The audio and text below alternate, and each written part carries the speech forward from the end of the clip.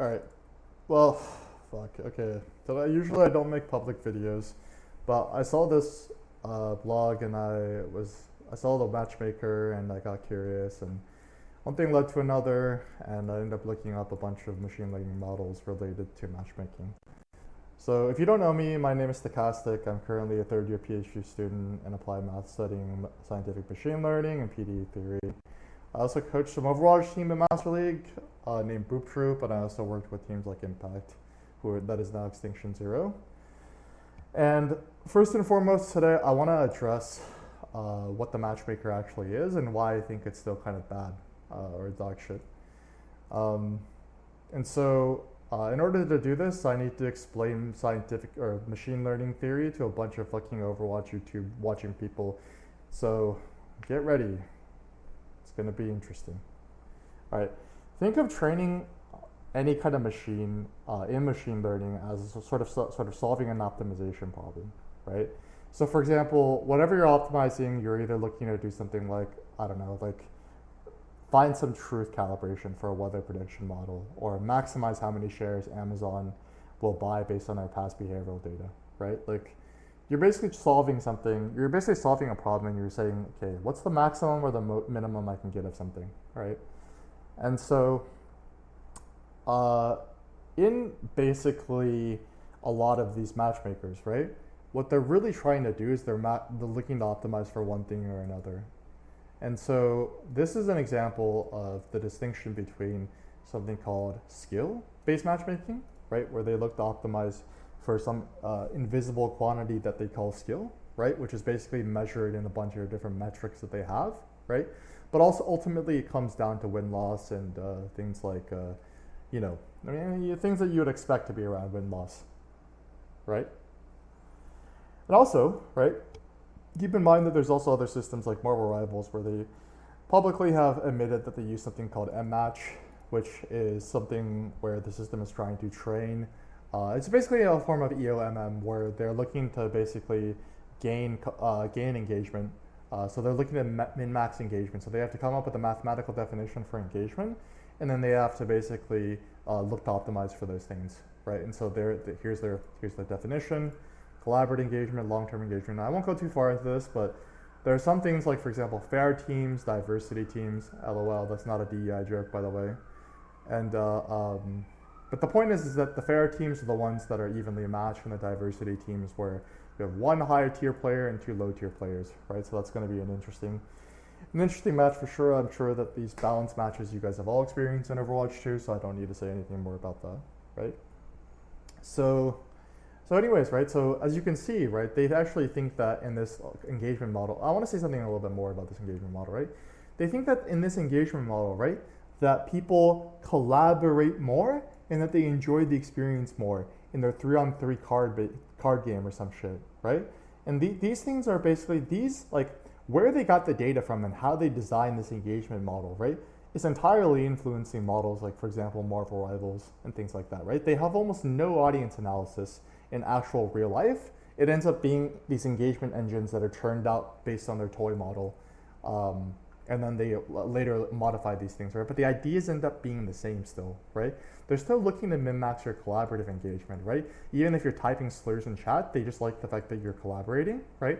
And then they're looking to min-max your long-term engagement, aka how mentally ill you are and addicted to the game you are, right? So here's an example of your win-loss basically being shown here, right? If you win 3 games in a row, you probably will leave the game because you think that, you think today's been a good gambling day, and so therefore you're going to get off, right? And if you lose 3 in a row, you're going to rage quit in a hurry, right?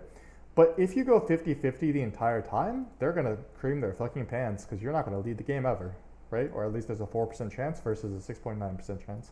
6.9. But by the way, they split it up into main and support, but I won't explain the difference between any of those things. It's like their card game or whatever. I don't know. Okay, but we can all see why this is highly problematic for any competitive tier system, right? This is really obvious. I don't need to explain any of this fancy math. It's just like what the fancy math does is it does this, right? Where they have all these different layers, but really they're just solving an optimization problem, right? And so enter skill-based matchmaking, right? And skill-based matchmaking is weird because, in theory, on paper, right? Something like Call of Duty, right, which is historically also called an Activision Blizzard title, right, is something where their white paper for skill-based matchmaking is public, right? And they use metrics, for example, that are not related to win-loss, right? And we know that these things are true for Overwatch as well based on the OG explanations of hidden MMR, right? So for example, how something like hidden MMR would apply in Call of Duty is, for example, your total match kills, your KDR, your kills divided by deaths by the enemy, right? So the enemy is hard, if that enemy is hard trolling, you sort of get penalized for this, right? Which kind of makes sense intuitively if the enemy team is dog shit, right? But there's a number of issues, right, with this sort of perspective to begin with, right? Which is that, first and foremost, right, we don't really know how that definition of skill based on metrics actually maps onto skills, for example, an Overwatch coach or an Overwatch player might describe, right? For example, how do you quantify game sense, right? How do you quantify decision making? How do you quantify anything that basically allows you to play the game beyond plat, right? Like all these things are intertwined, you can't just say, oh, you got good stats in this lobby, therefore you end up, these things end up not being a good one-to-one map on each other, right? And moreover, what's more problematic is that you think, okay, you can ignore this over time, right? And win-loss will eventually take over and law of large numbers will kick in, right? But the issue is that used to happen in classical models before we actually started using hidden MMR, where we would just take win-loss and run it over 300 games, right? And they did that in Overwatch 1 for a period where I remember at the end of like season like 9 or something like that, they ended up removing hidden MMR, lessening its effects for a number of time, and then a bunch of Mercy OTPs got really mad because they kept losing, which is funny to me. Symm OTPs got mad too, Torb OTPs got mad, all the right people got mad. It was beautiful. What was I gonna say? So the question is this, right? The question is, okay, so skill-based matchmaking, obviously we want to basically do skill-based matchmaking because we want to basically, we don't want an engagement-based matchmaking system, and we also want something that measures skill and basically gives you a true rating for a competitive-based game, right? Because when you're competing, you want to see how good you are, right? So what do? Right? Well, one thing that you can do is you can basically give a sort of, like I said, right, the raw classical estimation, the non-estimation method, right, where there's no hyperparameter, there's no Bayesian prior, there's nothing hidden underneath the system about a belief about your skill, right, and you just calibrate it based on win-loss, right? The problem with this is that this is slow and it takes a long time for the system to actually calibrate not only players, right, to give them the proper ranking, but also to calibrate the overall algorithm itself, right? You need players to play a certain number of games, and with Blizzard's dying fan base, you're probably just not going to get that at all, right? So what you can actually do is you implement this sort of hyperparameter tuning system, right, like I already talked about, and there is already, I think, problems you can see immediately, but the way that you implement the system is that you end up tracking things that are based on that are related to win-loss, right? So for example, if a statistic is highly correlated to win-loss, right? Let's say your kills per 10, right? Then, like for example, if there's a high R squared, right? They have some data analysis, I'm sure they do behind the back, right? Then you end up weighting these metrics more and more, right? As it's correlated to win-loss, right? Well, there's a problem with this, right? First and foremost, right, a lot of those metrics don't necessarily correlate to win-loss perfectly, right? Like for example, sometimes, if let's say you're getting kills, right, you're trading their backline, but you're playing Tracer Genji, right? So your backline's also permanently getting traded, right? So they have a lot of deaths per 10, you have a lot of kills per 10, right? That's not a scenario where you've actually performed super well and your team has performed super poorly. It's a scenario where you've designed a composition where your supports will die a lot and you will get a lot of trades as a result, right? And so a lot of the issues with not having a system that's based on pure win-loss start to pop up, right? And there are even more subtle problems that start to pop up as well, right? So imagine this, right? Your team is your team is basically hard losing, right? You're getting fucking shit on. Your entire team's getting shit on, but you're like 40-1, all right? Well, the thing is, you would still lose the same number of visible MMR points, but your hidden MMR is going to go up, right? Now you could be like, oh, that's a good thing, right? My hidden MMR will help me climb, right? Well, depends on how the system is designed, right? If their system is designed so that when your hidden MMR goes up a little bit, right, that they will calibrate it and they will basically treat it as contingent, right, or maybe something that's not purely calibrated. What they'll do is they'll matchmake you against players in a similar condition, right? Like, for example, there are always matches in Overwatch 2 or Overwatch 1. You feel like the enemy team is like, it's almost like they're testing you to see if you really belong at another tier. But at the same time, though, too, the visible match is still just, some low SR, right? Or some average SR, right? It happens a lot if you start fresh accounts, right? And so that's the kind of thing that you experience quite often is you sort of experience these hidden MMR breaks where you need to win a drastic number of games in a row for your visible MMR to even get updated. And even then, it's like your hidden MMR may not necessarily update correctly, and you may be penalized for doing well in the short term, right? On the other hand, right, if your hidden MMR doesn't penalize you, but it instead rewards you, right, then you can have issues where, like, for example, okay, well, if this guy is doing really, really well, right, last couple games, right, there could be issues with recency bias, but there can also be issues, for example, like, I don't know, you one-trick Symmetra, and you have, like, better than average Symmetra stats, so you're in my GM lobby in 4-1, right, and me as a 4-5 Overwatch 1 player, I cannot win this lobby because you are basically just hard trolling every fight and every engagement, and the matchmaker thought it was fine to put me in a 4-2 lobby, right, something like that, right, and so what the issue with hidden MMR systems is that when they're tuned with hyperparameters that penalize you, right, you end up getting fucked for your short-term success. And if they reward you, they end up basically over-calibrating for people who are just on streaks or they one-trick a dog shit hero or something like that, right? There's always some issue with implementing some kind of prior, right? And if you basically hyper-tune those priors, right, what ends up happening is that you end up creating a system with a bunch of mediocre players because everyone is just following their stat pattern, not consciously, but that's what's happening, right? And what ends up happening is that there's almost no visible communication between people, and everybody is just kind of like doing their own thing, right? Like that's kind of what happened in Overwatch 1 when they started implementing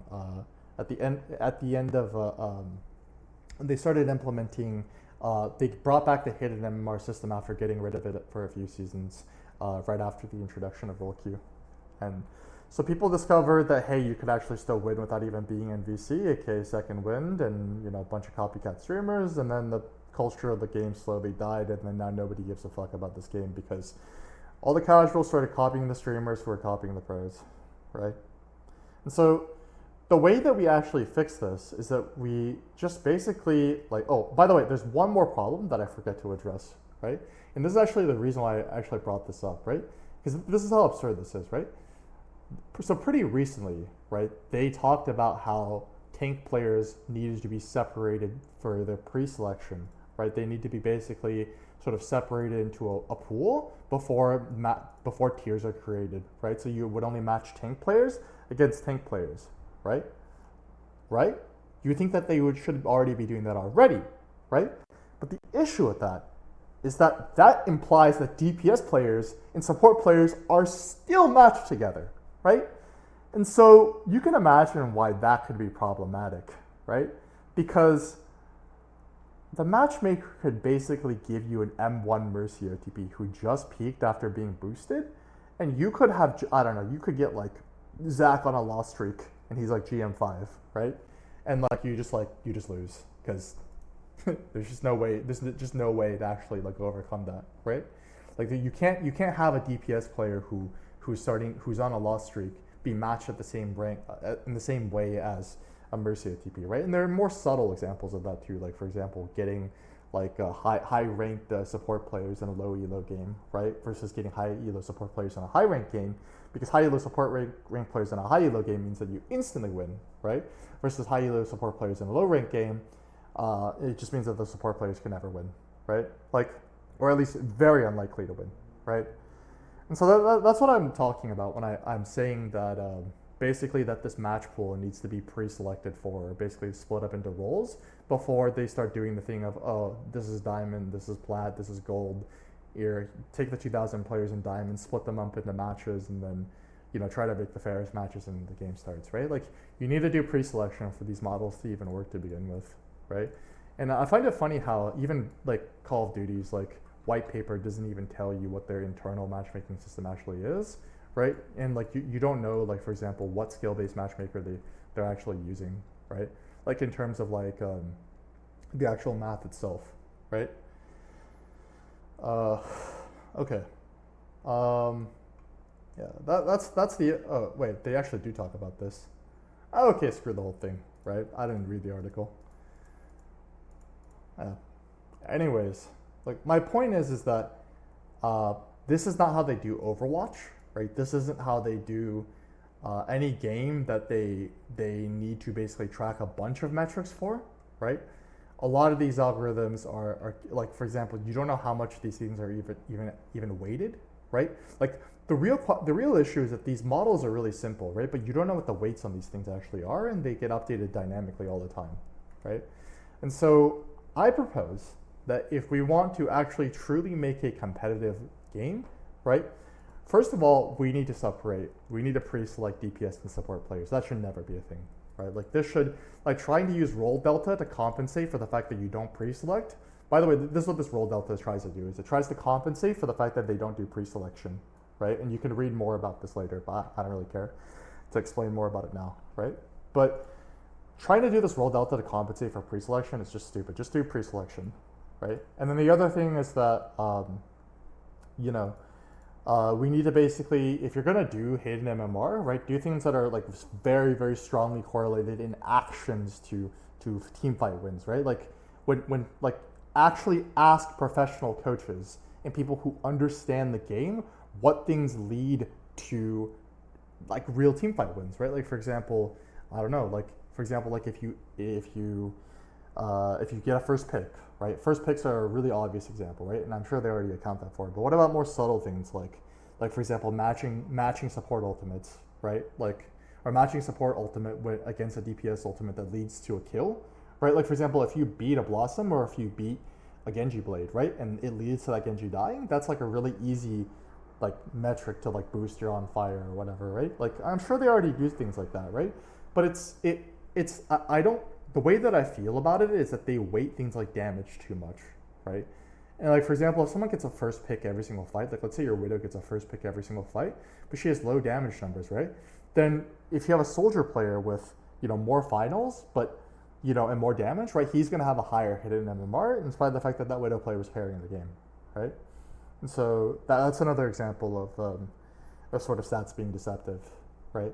And so basically you're going to need to either A, figure out a smarter way to model the actual matchmaking system itself, right? Or you basically need to get rid of the system that incentivizes people to sandbag, right? Based on whether or not they win a lot or based on whether or not the MMR system rewards you a lot or punishes you a lot. And for Christ's sakes, right, like if there is a hidden layer, right, that is purposefully for engagement, I suspect that there might be something like that because there's a lot of games that just go 50-50. Except for when you're on a freshie, right?